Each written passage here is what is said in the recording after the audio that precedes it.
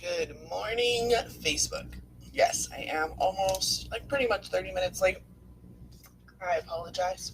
Um, I need to schedule this to be at 10 o'clock on probably just move it to 10. I'm probably just going to move this to 10 every week because making it at 9 is is definitely difficult, especially the day after a big holy ceremony, which is what I was doing yesterday.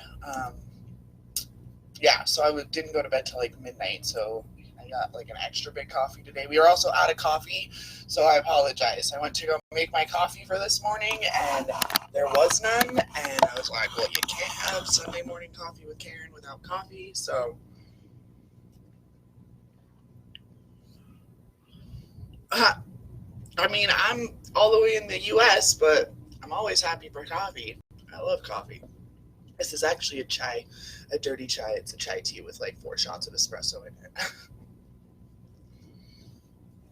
I was up, like I said, until midnight, a little bit later, doing a ceremony for the winter solstice, which is perfect because today we're going to be talking about the golden Christed dragon, but what he really represents and what we're really celebrating this time of year, no matter where you are, even when you're in the southern hemisphere. So I already have some sage going, you guys can see that, but I also want to get a little bit of Palo Santo going, light a candle, and really set the space and intention for today, because we're going to be, hello Roberta, we're going to be discussing a lot of, I don't want to say heavy topics. Heavy's not the right word. The word would be, it's not even sensitive topics, but we're going to be talking about a lot of different religions and a lot of different cultures. And some of you might have been raised in those traditions and have wounds and feelings about it. And some of you might be in those religions right now. So the point of setting space for this right now and having the dragon sage, because I always have dragon sage, you guys know this, when I do an invocation, we're going to be talking about one of the dragons or dragon centric. But I also like to bring in Palo Santo or some incense of a different sort, just to bring about the sacredness of what we're going to be discussing. So when you clear your space, you always want to do it in a figure 8 motion. If you're using a stick or a little thing of sage, I'm not going to pull I would just use the dragon sage, but it's super hard to put back in, or your incense. And what you're doing is you're pulling in the dualities, the polars, and bringing them to the zero still point of center. The reason why this is so important is because we have really entered the age where duality is no longer the running program, which is hard for us to understand on a day like the day after the winter or summer. It's the winter solstice, which is really difficult for those of us who don't live in the southern hemisphere to understand. I have kids, so I really had to explain to them, well, while it's the shortest day of the year here, it's the longest day of the year in Australia, but it's still winter time, or it's summer there, so it's their summer solstice and it's our winter solstice. They don't call it summer and they don't call it. So really trying to get them to understand that we are a globe, and yet even on the other side of the world, they have monuments that were built to really honor the solstices, which are the days where the sun is at its extreme in duality here on Earth. But the other interesting thing is that if you live near the equator, you'd never really notice it. There was a GIF going on yesterday of the actual, they had an Earth on its axis, and it was showing how the sun's the shade was actually going, and it was really interesting to see that at the equator nothing really changes for them. So knowing that, and yet still in Egypt, very near the equator, they still have the pyramids that are built, the Great Pyramids of Giza, where on the summer solstice, the sun goes perfectly in between the middle and the Great Pyramid and sets, having a very long trajectory. And then on the winter solstice, the sun sets perfect typically between the smallest and middle pyramid having a shorter trajectory. And they're using this middle pyramid, which they believe really was more of the central pyramid, even though there's the Great Pyramid right next to it that's way, way bigger. They are modern day Egyptologists. So not the ones who created what so many of us know about Egypt, but modern day Egyptologists and ones who have explored it from more of a let's ask the people who lived here instead of coming in and like injecting our ideas. They believe that the middle pyramid was the more sacred space where they did more of the really deep ritual work, and that the Great Pyramid was more for the sound healing, because pyramids were all resonance chambers and they have these cool waterways going underneath, and the temple, not too far away would be where the sound healing actually occurred. So there's a whole lot about Egypt that we're now discovering, now that we can open up and see really understand some of these texts more, and are just not so much about being imperialistic, because that's what so many people who discovered Egypt were. They were imperialists trying to, dictate British law on these people and not really caring what their traditions were. So I say all of this because right now, while we're thinking about the sun, the best dragon that represents all of this is the golden crested dragon. So a lot of you guys are new. I know that I jumped right into this. I'm Caryn. I have this weekly show every week, Sunday Morning Coffee with Caryn, and I do this to really let you guys know what it is that I'm doing and to have good conversations about metaphysics and how to use these knowledges for your own practices, in your business, in your family life, with your marriage or your boyfriend or girlfriend, with philanthropy. Wow, that was a hard word.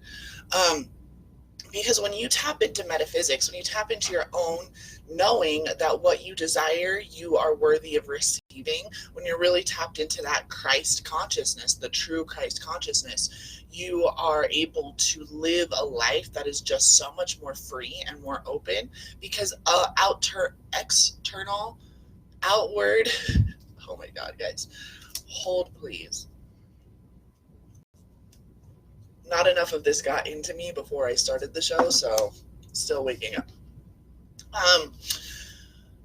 The external no longer affects you. You know that you are willing to do no matter what. You're going to do whatever it takes, no matter what, to reach your goals. And you're going to do it with joy and bliss and pleasure for the experience and for the lessons, and not for the end result. You're going to, by the time you reach your end result of any goal, you'll have already started thinking about new goals, because the person who created the first goal is not the person who achieves the goal. So many of us I want it now, and I'm a lot like her. I really need to Google her. If you guys know her name, tell me. I can never remember. From Willy Wonka and the Chocolate Factory, the girl who's like standing on the scale and sings that song, I want it now. I don't remember her name. Anyway, I'm very much like that, where I do play a lot with the when.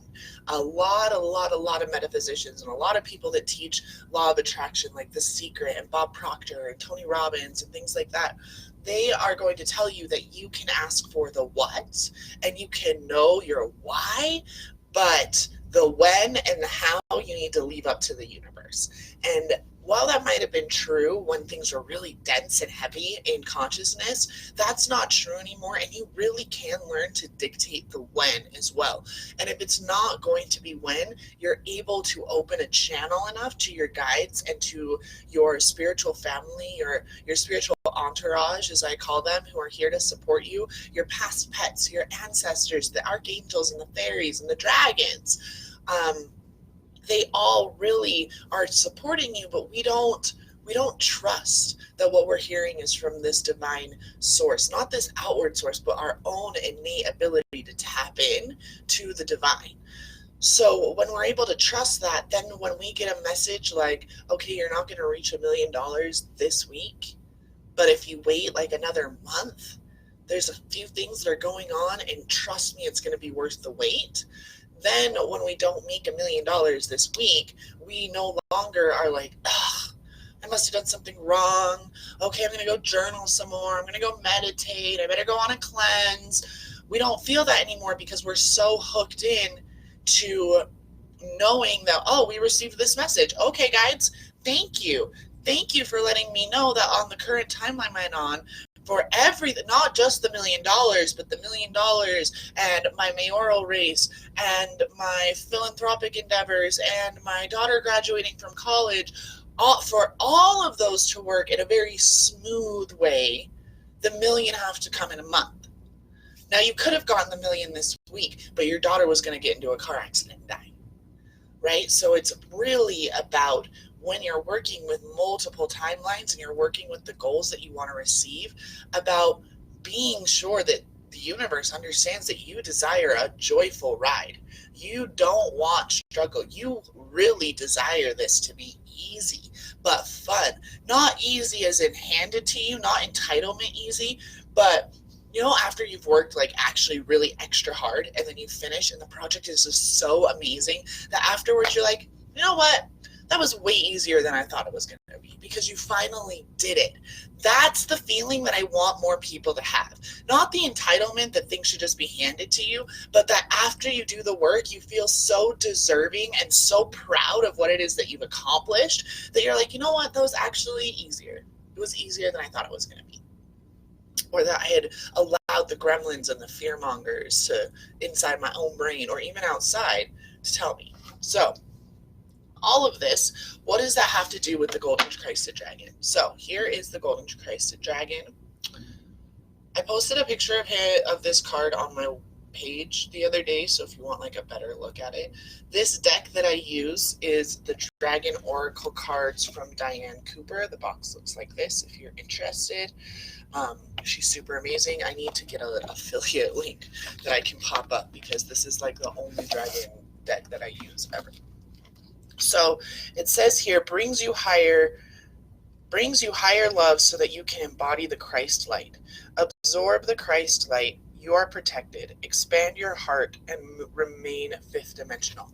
So this dragon, the reason why he is so important right now, and it's not even a he or a she, like Christ consciousness really is like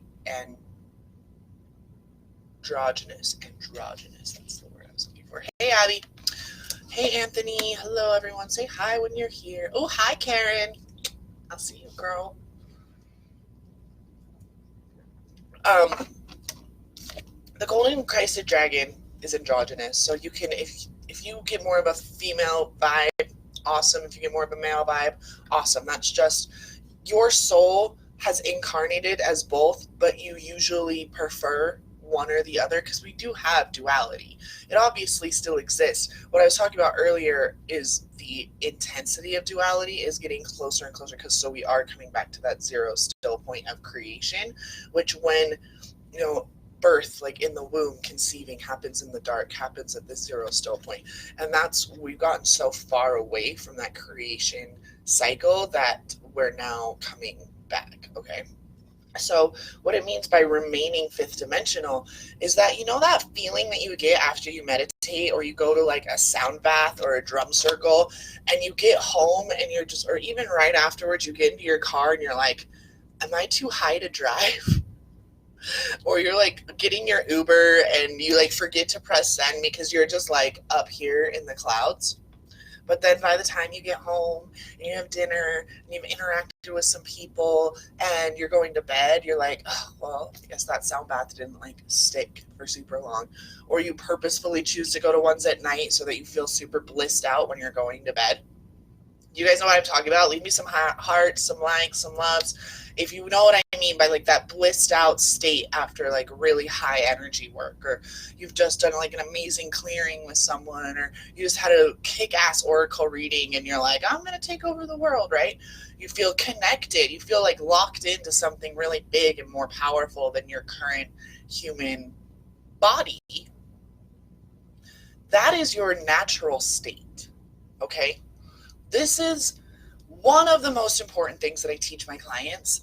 That blissed out feeling that you get after you meditate, like go to a really good meditation or have like a really good session, or even like another was like the feeling right after orgasm, right? Like you hit orgasm, and before, it's like the process of orgasm, you're just like, and you're not tired. It's those orgasms that like fill you up, that you're just like, oh my gosh, I feel so good. I can take on the world, because that's what orgasms really are supposed to do. They're supposed to boost your energy, not drain you. So if you're experiencing orgasms and you want to pass out afterwards, we need to talk, because orgasms are supposed to be a way to fill you with energy. Even men, like, fill you up with energy and fill you with that bliss state. So that's the state I'm talking about. That state right when you're about to when you're like, that feeling is your natural state. That feeling that you get right when you finish, like the most, you like open your eyes and they're like, okay, ground yourself, and you're like trying to rub your hands and feet together, you're laying on your back, and you're just like, I was where? I went to Egypt, I was in Atlantis, and you're just kind of getting like back to sorts.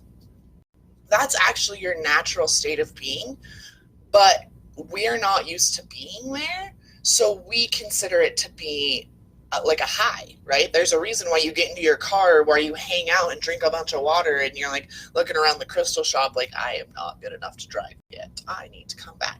And it's always about coming back. I need to get back into my body. I need to ground back down.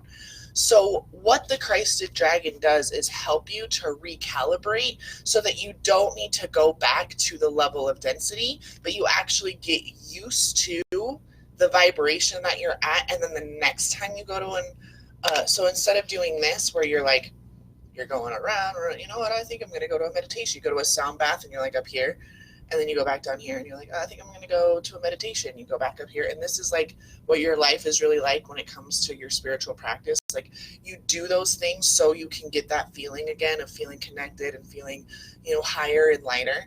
What the Golden Christed Dragon does is help you do this. So you're, you know what, I don't want to go to a meditation. You go like this. And maybe you don't go way up here, because you're trying to actually incrementally climb each time you're meditating and each time you're connecting. That's why Buddhist monk and Tibetan Buddhists, oh my God, Tibetan Buddhists will meditate like 3 times a day. Even, the monks in the monasteries. I went and spent a week or 4 days at the most remote monastery in the Western Hemisphere last November, like a year ago, November.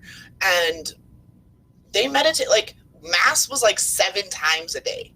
And their mass is just meditation, right? They're chanting, they're singing. They were Gregorian monks, so they're singing, they're chanting back and forth to each other in Latin, these very old hymns, where they're connecting to something. That's why they become monks, right? They believe it's Jesus Christ and God, but the same belief system, but with different gods, is being practiced on the other side of the world by Buddhists and by Hindus and by Sikhs. It's always been that, right? Holy people always go up on a mountaintop, and they're meditating. They're up on a mountaintop. Why? Because they're trying to get higher.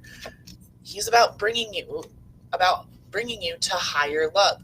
So the dragons, what they really have been doing for us, and why I'm here to teach them, is because it's time for those beliefs that we've always allowed the holy men of the cloth and those who have abandoned society to get closer to God. That belief has got to go. The average person has every right as a monk to that bliss that you feel when you meditate 3 times a day without needing to meditate 3 times a day. I always talk about how the clients that come to me are the ones who want to be mega billionaire Buddhas, which sounds like a dichotomy, which it is, because right now we have this strong belief system that you have to be spiritual, you need to be like materialistically poor. And to be materialistically wealthy means that you must be really far away from God and not very spiritual. And we're finding that that's really not true, because a lot of these billionaires, they're spending more money on like spiritual spiritual gurus and these retreats and, you know, microdosing on psilocybin and LSD all day long and ayahuasca. They're like taking tiny little like half grams all day just to feel like they're a little bit more open and colors are more vibrant. Doing those things can help you to get there, but you don't need to continuously do it. You are a human. You have access to all of that. The ancient Egyptians had 360 senses. We have 5, 6 if you're in your intuition, 7 if you know your clairvoyance, 8 if you have clairvoyance and clairaudience, and 9 if you have clairvoyance, clairaudience, and clairsentience. With not very many psychics have all 3 because they get scared. It's overwhelming to our system because it's not normal to be psychic, but it is because we all have the ability. How many times have you gotten deja vu? As you learn to meditate, you actually start getting deja vu more often. You're able to ask questions and get the answers, and you start freaking yourself out a little bit actually because you're in the conversation that you had asked earlier. Okay, how do I land this deal? How do I close this 10 grand deal? And you write it and you have your session. You're doing what you've been taught by your mentors. Okay, do the automatic writing. Okay, you're doing it and you get the answer. This is what you need to say. But it still freaks you out when the next day you're at the meeting and word for word is being exchanged like how you wrote it down. And you would much rather say, oh, that's just a coincidence, than own the fact that, no, you're freaking psychic. You already went to that part in your timeline and were able to extract the information you needed and bring it back. That is a huge, huge thing that more people would love to do. And that's a gift that I absolutely help to cultivate in my clients, because knowing if a deal is worth your time or not is super beneficial when you're trying to change the world in a super short amount of time, right? So I'm going to read a little bit about him, and then we're going to talk about a little bit why he's here as well on all the different sun things that are going on right now between now and Tuesday when there's an eclipse. So we're going to talk about that here in a second. But I really want you guys to get this. This dragon will help you if you call upon this dragon, the golden Christ dragon, when you're about to meditate, after you meditate, when you do any of those things. Help me to stay here. Help this be my new normal, so that you're no longer dropping back down into density, because you don't want, like exactly what Abby's saying here. That's me, but then I crash. So she's crashing. You guys crash because your physical body can't hold the energy current inside of you, so it shuts down and goes to bed. So this dragon you can call upon to say, I want to tap into unlimited energy. I want to tap into source energy. I want to stay in this blissed out state. I want to feel this higher love all the time. So help me to get to this state quicker and to be able to sustain it for longer, so that each time you meditate, you're actually going high and you start flying. This is what I mean by quantum flight, guys.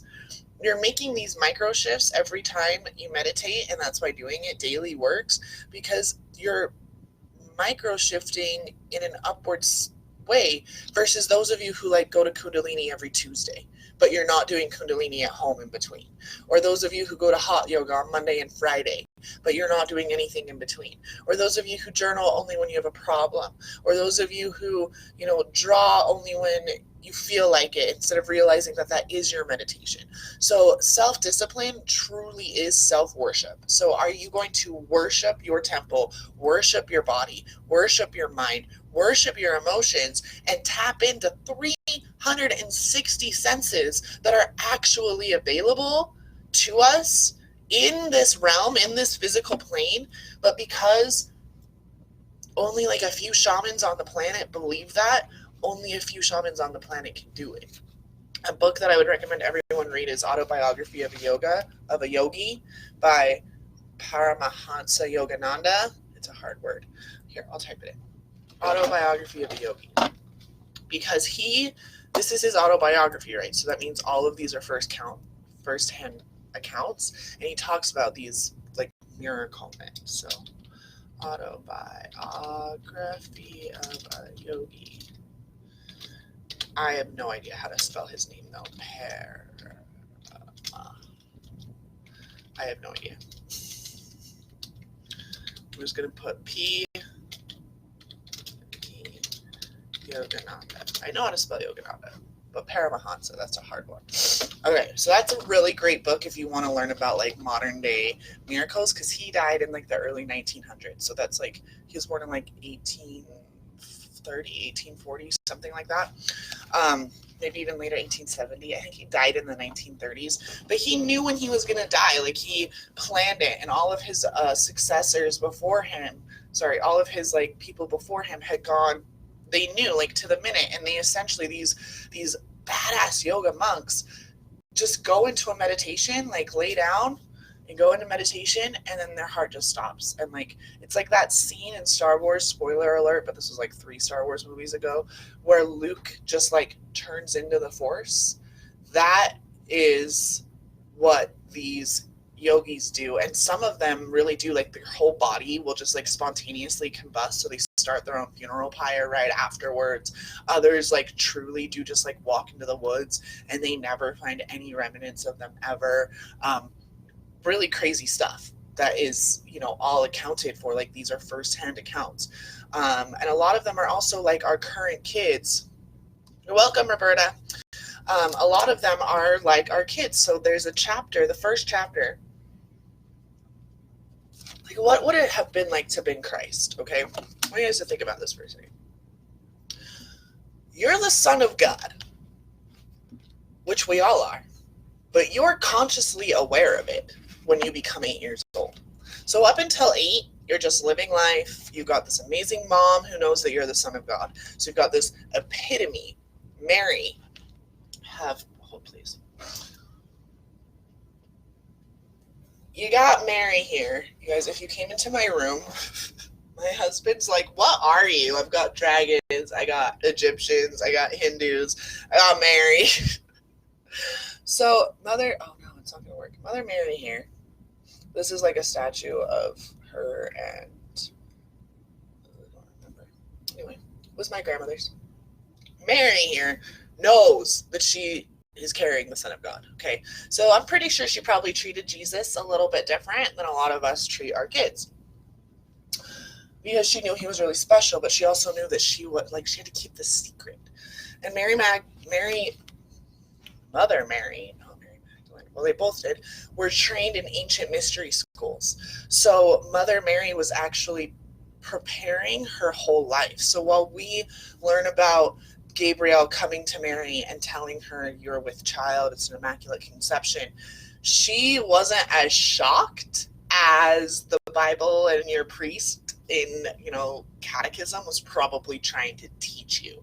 She knew from a very, very young age that she was destined to carry a immaculate being who would be able to perform miracles and would eventually die on the cross. Like, she knew all of this. It's kind of like, yeah. So she knew this. So when Gabriel came, this is what happened. She was like, oh, okay, now it's that part. I've been preparing my whole life for this moment, and now it's come. So it's the same thing as I said earlier, where she knew what she wanted, she knew what she was destined to be, but kind of the when was left up to when, and then she got to be excited, and that's when the adventure, like it's an adventure, you know what you're trying to do, you know where you're trying to go, but it's the journey. So she's going to her mystery schools, she's praying, she's doing all the things that she knows to connect with Gaia, to connect to Father Sky, to connect in these ways. And then she's told she's immaculately conceived Jesus. Now, did she immaculately conceive, or did Joseph really have sex with her? We don't know. It doesn't matter. What we do know is that Jesus was not aware that he was of this level until he was 8. And that is a very common number. In the Mormon church, you actually don't get baptized until you're 8 years old. And then, so instead of being a baby, because they think that's about when you learn free will, which is true. When you're 7, by the time you're 7, you've actually formed pretty much all of your belief systems for your life until you become old enough to start repatterning it. That's why parenting from the inside out is such an awesome way to parent, because you're able to look as not even parent, but live to go back as an adult and like, oh, from an adult standpoint, I actually realized that that wasn't as big of a deal as my child mind thought it was. And so now I can release the limiting belief. That is something that I do with every single one of my clients. And we're able to pull full timelines all the way back to being like 2 years old out. And then the next day they land crazy things, amazing things happen. So working in timelines is a huge thing that I do because time really is a concept. But Christ at 8 finds out from an angel, comes down and tells him, you're the Son of God. Like, you are meant to do these amazing things. And you're meant to change the world. And you're meant to become world famous. Like, you're going to be known for millennia after this. And some crazy things are going to happen in your life. And you're going to end up being betrayed. And you're going to end up being brutally murdered for the sake of the work that you're doing. Now, then nothing happened. Then Jesus literally disappears from the Bible until he's like 30 or 33. So I always think about that scene from Dogma where Chris Tucker is talking. And he talks about how he was the angel or whoever who talked to Jesus. What do you think Jesus had to do? Well, a lot of people think that Jesus just kind of like went off the deep end for a while. What I believe, and what most people who have looked into mystery schools believe, is that that's when he started his own mystery school training. Mother Mary came through, brought him to Egypt, brought him, all these things, to do these things. Good morning, Erica. To do all these things so that he could learn and train over the next, nearly 20 years of his life to be a miracle worker. It was in the mystery schools that he and Mary Magdalene originally met, when the divine feminine and the divine masculine really connected. Mary Magdalene was at every single one of the major miracles that we attribute to Christ. Mary Magdalene was there, but she lived in a time where it wasn't okay for women to be loud and be a big deal. She could have been killed. So all of the people that all these miracles were performed for remembered Jesus's face, but they needed to work together. The feminine and masculine divinity being trained in ancient ways of Isis, of Hathor, of Green Tara, all these mystery schools. It used to be the reason why all of the different religions, Hanukkah is celebrating the Festival of Lights right now, right? Today is the first day of Hanukkah. We just had the winter solstice, which is here in America, in the northern hemisphere. That's the celebration of the sun coming back. The same, so you can overlay all of these stories. Jesus coming here, and the star was in the sky for 3 days, or however long it took for them. 12 days of Christmas is really the star appears, and then it took 12 days for the wise men to get there, and they showed up on Epiphany, which is 12th night, which is January 5th. Those stories, all three of those stories, there's another. Krishna was 3 days, and Muhammad. Every single one of those stories is pretty much identical in like a certain amount of time. Right around this time of year, something miraculous happened, and it's because we come back to the worshiping of the Son. The Son of God came back. Okay, the goal that he brought higher consciousness. The time of Jesus was really up. Okay, there was war, there was famine, it was not a good time. So he and Mary Magdalene came through to reinstill, patriarchal consciousness started about 5,000 years ago, and Jesus was only here 2,000 years ago. So that means that he knew, it's broken, and we have got to fix it. So he and Mary Magdalene came through and tried to inject us with higher love. Okay? And he knew all the things that were going to happen to him, but he loved us still the same. That's why everyone says he died for our sins, because he loved us. He died for our sins because that was the choice of his oversoul, of his higher self, of his dragon. This is Jesus Christ in dragon form. Can you guys please understand this? This dragon is every single positive thing that you have ever known about Jesus in dragon form, because we all have access to this. We are all dragons. in physical form right now. Our higher self is not like my beautiful lady of swirling orbs behind me. It is right here because you see it's getting denser and denser and denser. But if we could blow this up, it would be a dragon.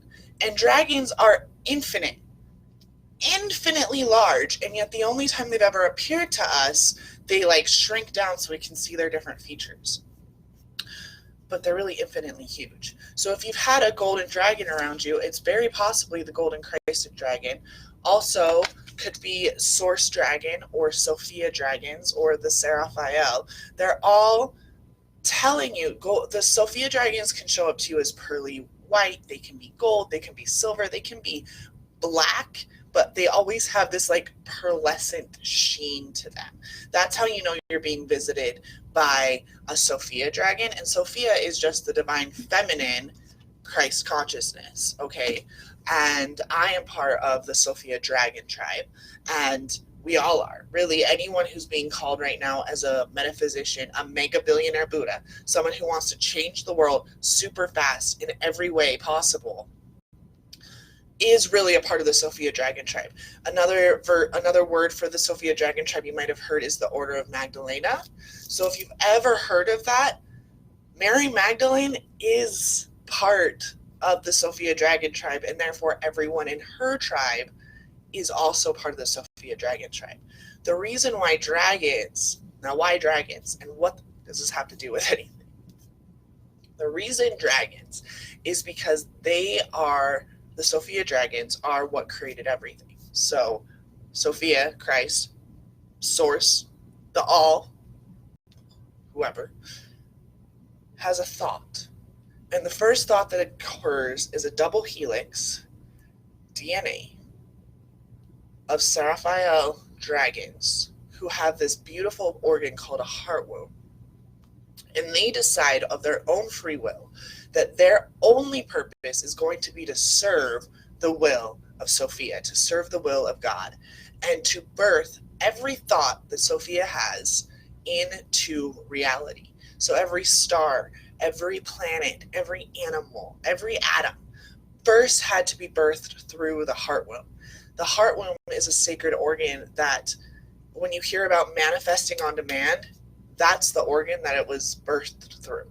So when you tap into your fifth dimensional self, when you're connected to your light body, as so many people call it, or your dragon body is what I call it, mostly because I always related to the villains more than I ever related to the princesses. Sorry, I wanted to be a princess, but I just thought that Ursula and Maleficent were just way more badass. You know, I liked Belle. Belle was pretty cool, but that's because I was a book nerd, right? And she still ends up falling in love with the Beast. Stockholm Syndrome aside. Although I'm not so sure on that theory. What did I say? So the dragons really are about your sovereign divinity and birthing creation, okay? That's what I want you to understand. That is what this whole weekend is about. Hanukkah. Tonight's the first night of Hanukkah, right? We know the story. The story of Hanukkah is that there was a war going on, and they were in the sacred temple where this lantern, this lamp with oil, never burned out. And they only had enough oil for how many days? Do you know? Now, some stories say it's 1. Others that are much older say it's 3 nights. And the 3 nights makes way more sense to me when you think about the fact that, again, the sun in the sky the day before, so Friday, yesterday, and today, actually doesn't really look like it moved very much, okay? Like, because it's only 1 degree each time. So the day before, during, and after the solstices, like sunset sets like a minute or 2 earlier or later, right? So it's not enough to really, to olden times that didn't have telescopes or any of that ability to really measure. It would look as if the sun was in the sky in the same point for 3 days, and then it was super far away, and is it ever going to come back, okay? Native Americans have rituals that they would do on this night. Stonehenge was created for it. Machu Picchu was created for these rituals. Every single civilization ever has some sort of ritual that they were doing on the winter and summer solstices because they knew that the sun was that important. The sun was that important, right? So menorah, 3 nights, there's only supposed to be enough oil for 3 nights. They send the guy out. It takes like a week to get to and from the village where the oil is really at. And he comes back on the 8th night, and the temple light had been on the whole time. So it never burned out. So there's only enough oil supposedly for 1 or 3 nights, depending on which story, but it ends up lasting for 8. And then more oil gets there, and the temple doesn't go down, and the war is won. Okay, the very short version. Hanukkah changes. Have you ever noticed this? Hanukkah moves around. Sometimes it's earlier in December, and sometimes it's later in December. And that's because Hanukkah really is, I'm going to look it up. I want to make sure. What date is, sorry, I was going to have this pulled. When is Hanukkah based? Is observed for 8 days starting on the 25th day of Kislev, according to the Hebrew calendar, which may occur at any time from late November to late December in the Gregorian calendar. So they are using a totally different calendar, but it still says the 25th day of Kislev. And then we say, what? That Christ's birthday is December 25th. Okay? And it's literally of Kislev in a way that, like, I don't know. It's just anyone in this day and age with the internet who doesn't see how all of these stories are just stories that don't have any, like, emotional attachment. They're just there to teach you. And they all are teaching you the same thing, whether you're honoring Hanukkah, whether you just had a Yule celebration and burned a Yule log and were dancing around naked by the fire, whether you're going to be celebrating Christmas in 2 days, whether you're making popcorn balls, like the popcorn ball thing. Those are sun symbols. They were created this time of year because it represented the sun. Your Christmas tree is all lit up, again, celebrating the sun. Those traditions, every single one of those traditions, is about bringing higher love, bringing together the community to celebrate and to worship the sun in the sky that during the patriarchal system couldn't no longer be. We couldn't, heathens were the ones who worshiped the earth. Heathens were the ones who worshiped the sun. Heathens were the ones who worshiped and had these crazy, amazing, giant monuments that we couldn't understand because there's no way that they could have built them. So we had to create this dad figure that we named God, even though plenty of other traditions had gods and goddesses that all, it's just one of these things where I don't really care what your belief system is. You can go to church every Sunday and sing hallelujah praises.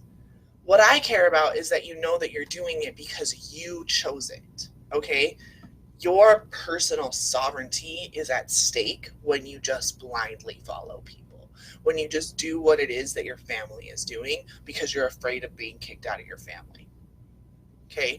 When you are really protected by Christ, when you are really connected to fifth dimensional love and understand that you are an eternal being having a human experience, no one and nothing has power over you. You realize you are a God yourself. You are Christ, like Christ as you, okay? It's not that you are Christ.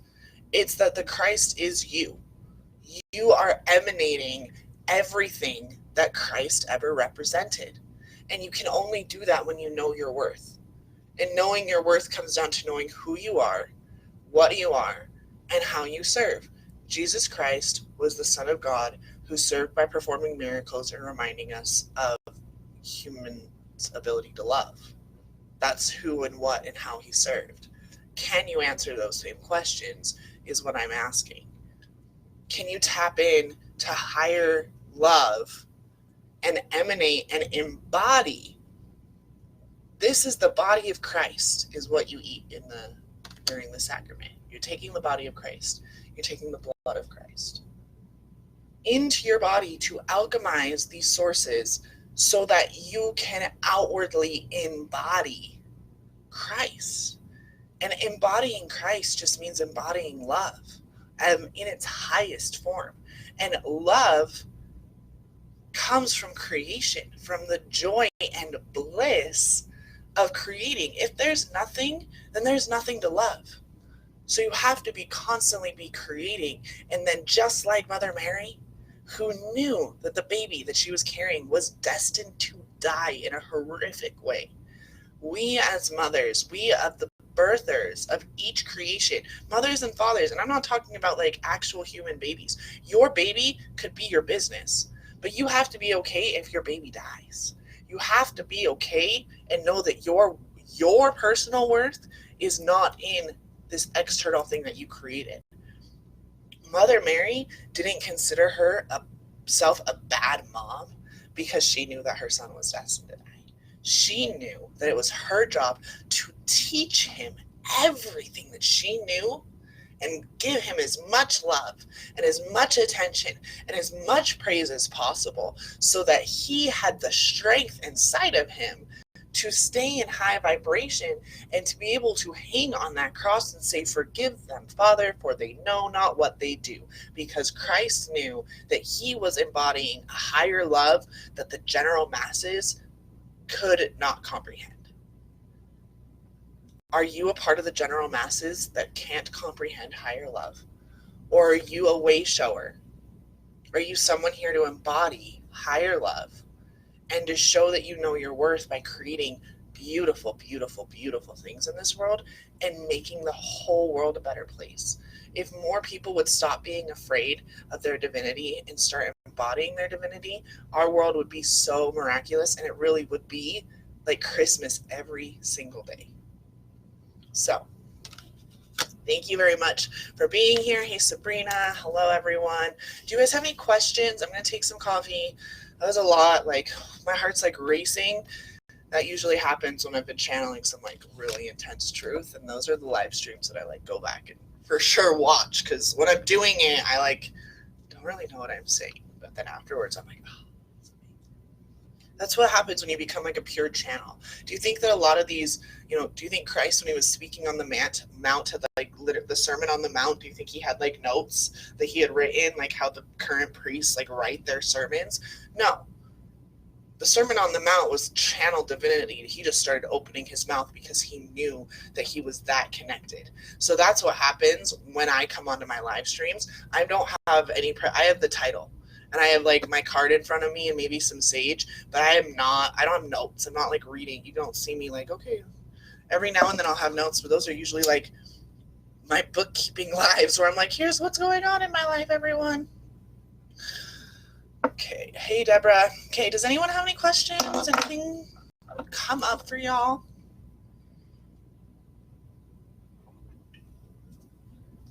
Let me see if there's anything in here that I don't think I missed anything.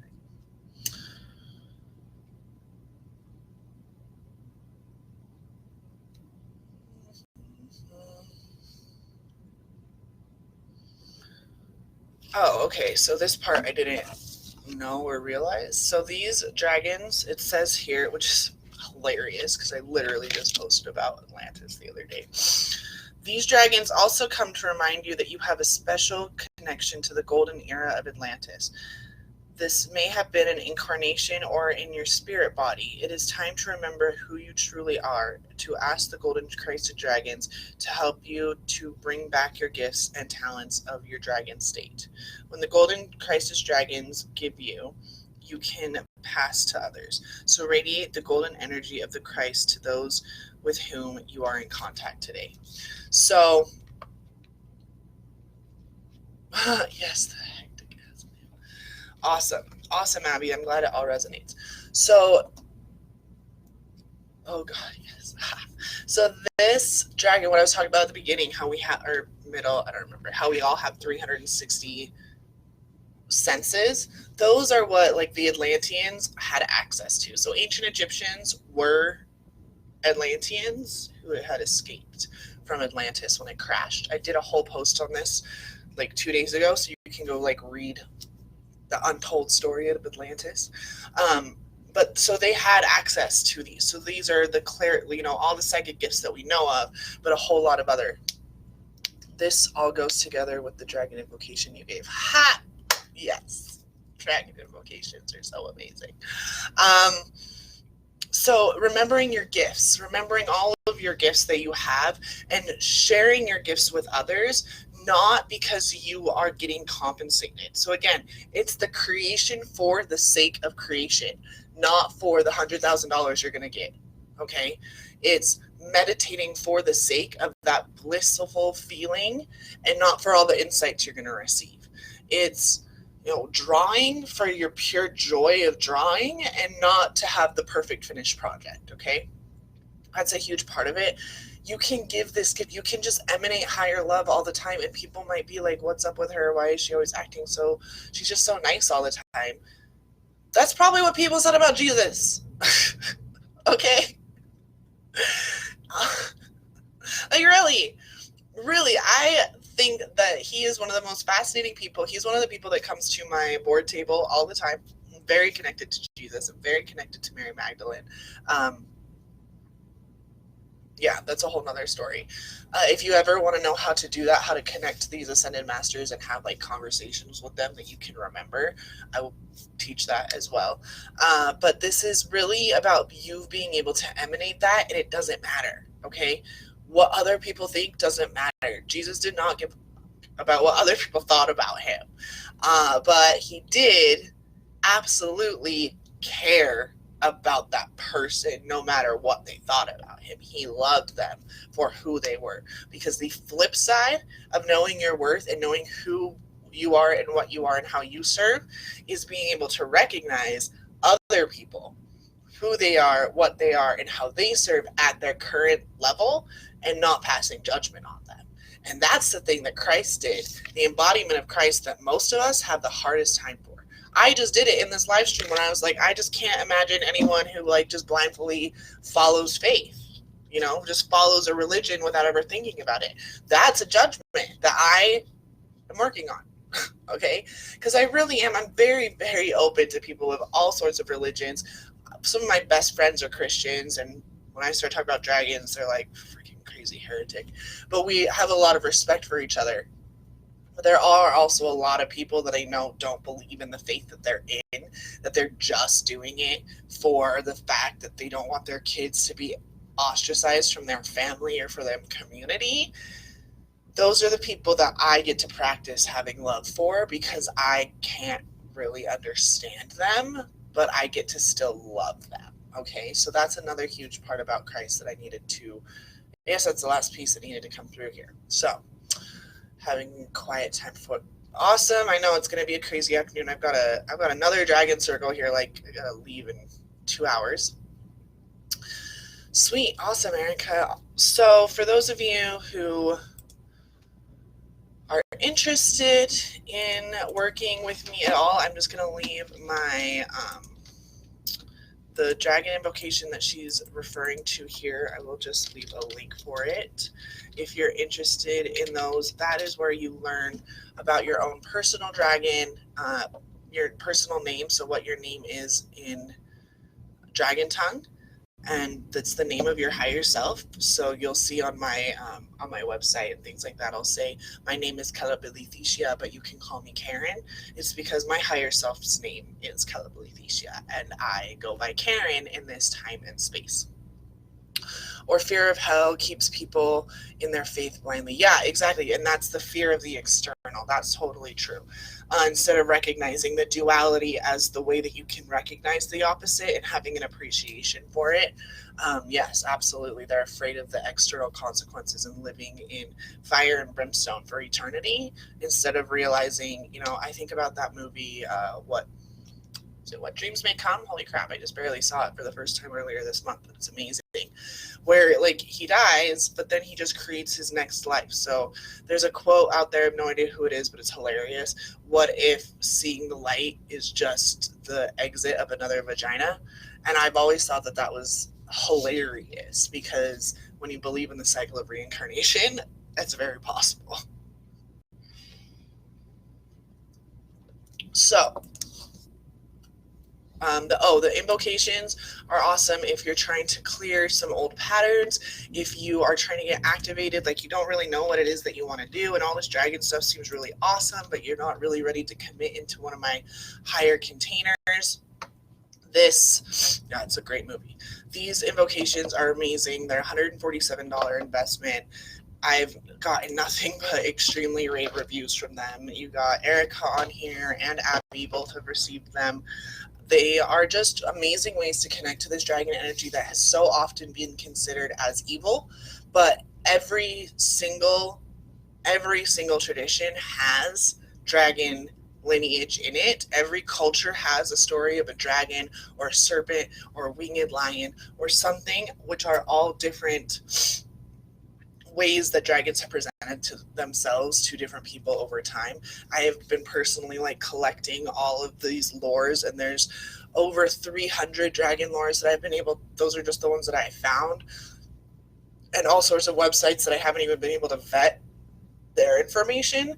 Dragons are everywhere, and they've been associated with the dark for too long as shadow. Dark as shadow, and not dark as in the black womb of no thing of creation. Dragons are creators. They are instant manifestors. So if you are learning how to generate manifestations immediately, connect to your dragon. Learn who that is. In fact, I have a freebie that I will add here too, called Connect to Your Dragon.